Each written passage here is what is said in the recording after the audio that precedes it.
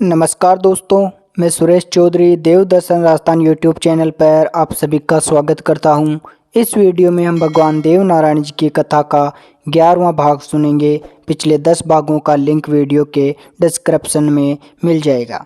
कथा के अनुसार सवाई भोज की मौत की खबर सुनकर सवाई भोज की दूसरी रानियां भी वहां आ जाती है और हाथ जोड़कर खड़ी हो जाती है। इधर भवानी 24 भाइयों की मूंड माला बना रही थी। राव जी कहते हैं, भाई रानी कहाँ है? रानी के लिए ही तो युद्ध किया है। राव जी के इतना कहते ही पेड़ पर बेटी भवानी बोलती है, राजा जी ऊपर देखो। राव जी देखकर घबरा जाते हैं। रानी जयमती भवानी का रूप धारण कर गले में मूंड माला धारण कर 20 भुजाओं युक्त सिंह पर सवार बड़ के पेड़ पर बैठी हुई है। यह रूप देख राव जी और नीमदेव जी घबरा जाते हैं। राव जी को रानी के विराट रूप के दर्शन करने के बाद राव जी पछताते हैं कि हमने ऐसे ही अपने भाइयों को खत्म कर दिया है। बगड़ावतों के मरने के बाद उनकी संपत्ति की लूट मच जाती है। कश्मीरी तंबू मंदसौर का मियाँ ले जाता है। जय मंगला और गजमंगला हाथी पिलोदा के कुमार ले गए और सवाई भोज की भूली घोड़ी सावर के ठाकुर दियाजी ले जाते हैं। सोने का पोरसा पहले ही तेजाजी लेकर चले गए थे और बगड़ावत की अच्छी नस्ल की गायें नापा ग्वाड़ गोस्मा डूंगरा में ले गया। राव जी नीमदेव से कहते हैं कि सब सामान तो लूट कर ले गए हैं। उन्हें बगड़ावत के मारे जाने का अफसोस होता है और कहते हैं कि ऐसे भाई कहाँ मिलेंगे, और यह महसूस करते हैं कि यह सब भवानी की माया है जो बगड़ावत मारे गए। सारी रानियां के सती होने के पश्चात पद्मा देवी सती हो जाती है और साडू माता को सती होने से मना कर देती है, क्योंकि भगवान ने अभी उनके यहाँ जन्म लेना है। सभी बगड़ावतों की रानियों के सती होने के बाद साडू माता हीरा दासी को साथ लेकर मालासेरी की डूंगरी पर रहने आ जाती है। अब राव जी कहते हैं कि बगड़ावत के बालक टाबर हो या उन्हें मैं पाल पोस कर बड़ा करूं और वापस बगड़ावत खड़े करूं। यह बात छोचू भाट का मौसेरा भाई गंगा भाट सुन लेता है। उसे पता होता है कि बगड़ावतों के 140 राजकुमारों को छोचू भाट और भाट मगरे में पाल रहा है। राव जी जब अपनी सेना के साथ भाट मंगरे पहुंचते हैं, वहां छोचू भाट मंगरे पर बैठा दिखता है कि सेना आ रही है, तो सभी 140 राजकुमारों को मंगरे में छोड़कर भाग जाता है। कालू मीर पठान राव जी से कहते हैं कि राव जी इनको पालने की गलती मत करना, इन्हें यहीं मार देते हैं, नहीं तो यह बड़े होकर अपने बाप दादों का बेर आपसे लेंगे। और कालू मीर कहता है कि राव जी 24 बगड़ावतों से युद्ध करते करते 6-7 महीने हो गए, ये तो पूरे 140 हैं, इनसे कैसे निपटेंगे। राव जी कालू मीर पठान की बात मान जाते हैं और उन्हें मारने का आदेश दे देते हैं। कालू मीर पठान उन्हें बच्चों को वहीं मार देता है। उनमें से एक बच्चा बच जाता है, बूढ़ा जी।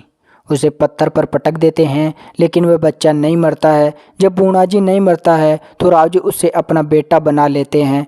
बूढ़ा जी को लाकर राव जी अपनी रानी को दे देते हैं और कहते हैं कि इससे भी राजकुमारी तारादेव के साथ साथ अपना दूध पिलाओ और पाल पोस कर बड़ा करो।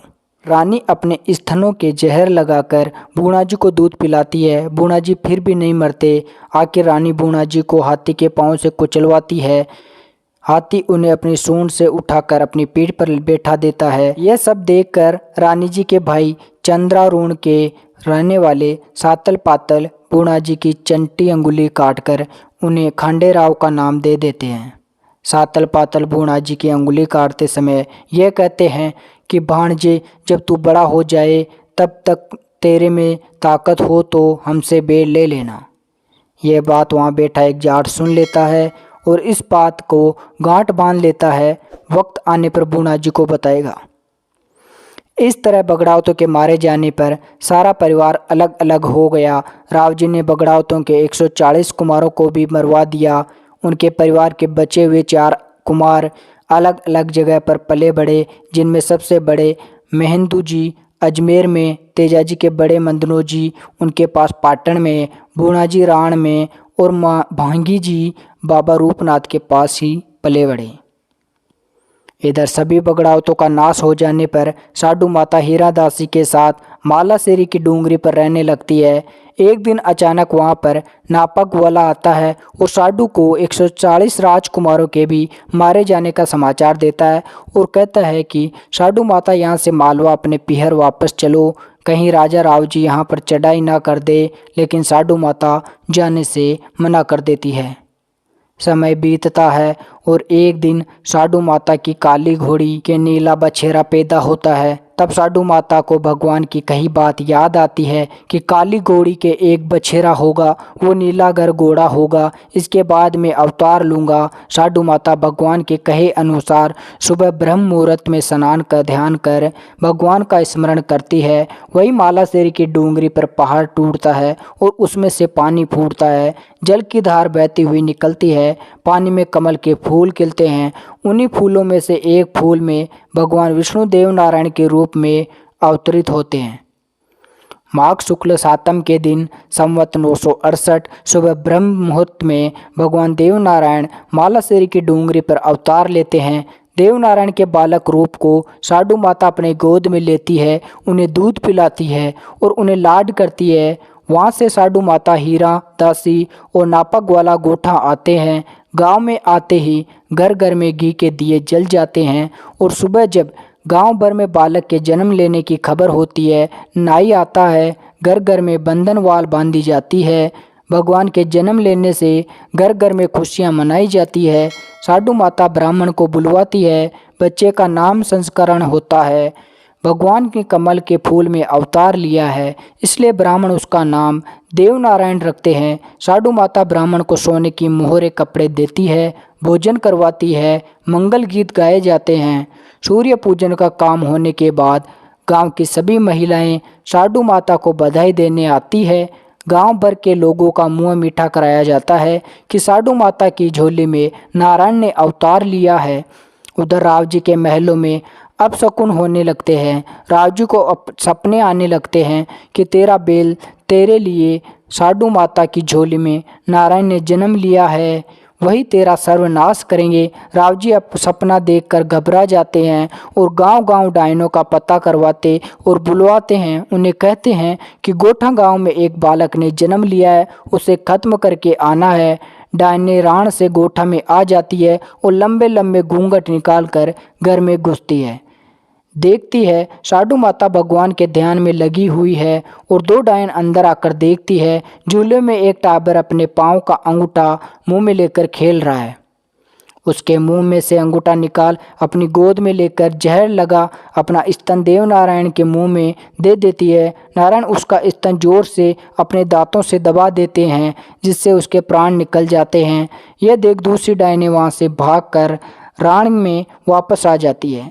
राव जी फिर ब्राह्मणों को बुलाते हैं और कहते हैं कि गोठा में जाकर वहाँ साडू माता के यहाँ एक टाबर हुआ है, उसे मारना है। यदि तुम उसे मार दोगे तो मैं तुम्हें आधा राज दान में दूंगा। ब्राह्मण सोचते हैं कि टाबर को मारने में क्या है, उसे तो हम कुछ ही मिनटों में मार आएंगे।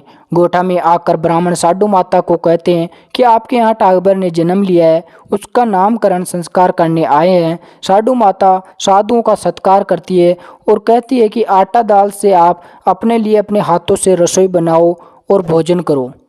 ब्राह्मण कहते हैं कि साडू माता आप 1.25 कोस दूर तामेश्वर की बावड़ी से कच्चे घड़े में पानी भर लाओ, तब हम रसोई बनाकर भोजन करेंगे। साडू माता मिट्टी का घड़ा लेकर पानी लेने चली जाती है। पीछे से ब्राह्मण घर में इधर उधर ढूंढते हैं। उनमें से एक ब्राह्मण को एक पालने में टाबर देव नारायण सोए हुए दिखाई देते हैं, जहां शेषनाग उनके ऊपर छतर बन बैठा हुआ है और चारों ओर बिच्छू ही बिच्छू घूम रहे हैं। यह देख ब्राह्मण सोचता है बालक में दूध की खुशबू से सांप और बिच्छू आ गए हैं और उसे मार दिया है। देवनारायण को मरा हुआ जानकर वह बाकी तीनों ब्राह्मणों को उस कमरे में बुलाता है तो भगवान विष्णु की माया से सारे ब्राह्मणों को पालने में देवनारायण के अलग अलग रूप दिखाई देते हैं। उनमें से एक को तो पालना खाली दिखाई देता है। अपनी अपनी बात सच साबित करने के लिए ब्राह्मण आपस में ही लड़ पड़ते हैं। ब्राह्मण लड़ ही रहे होते हैं कि इतने में साडू माता पानी लेकर आ जाती है और ब्राह्मणों को दान दक्षिणा देती है। 5 सोने की मोहरें देती है। चारों ब्राह्मण वहां से बाहर आकर 5वीं सोने की मोहर को बांटने के लिए लड़ने लग जाते हैं। एक दूसरे की चोटियां पकड़ गुत्थम गुत्था हो जाते हैं। साडू माता यह देखकर सोचती है कि इन्हें तो लगता है राव जी ने भेजा है और अंदर जाकर अपने बच्चे को संभालती है। साडू माता सोचती है कि रोज कोई न कोई यहाँ आता है, कहीं राव जी सेना भेजकर बच्चे को भी न मरवा दे। ये सोचकर वह गोटा छोड़कर मालवा जाने की तैयारी करती है और दूसरे ही दिन साडू माता अपने विश्वास पात्र भील को बुलवाती है। बच्चों का जलवा पूजन के पश्चात साडू माता बालक देवनारायण, भील, हीरादासी, नापा ग्वाल और अपनी गायें साथ लेकर गोटा छोड़ मालवा की ओर निकल पड़ती है। यह बगड़ा भारत का 11वां भाग था। यदि आपको वीडियो पसंद आ रहा है और 12वां भाग देखना चाहते हैं तो देव दर्शन राजस्थान चैनल को सब्सक्राइब अवश्य करें, वीडियो को शेयर करें और कथा में कुछ कमी नज़र आ रही है तो कमेंट करें। धन्यवाद।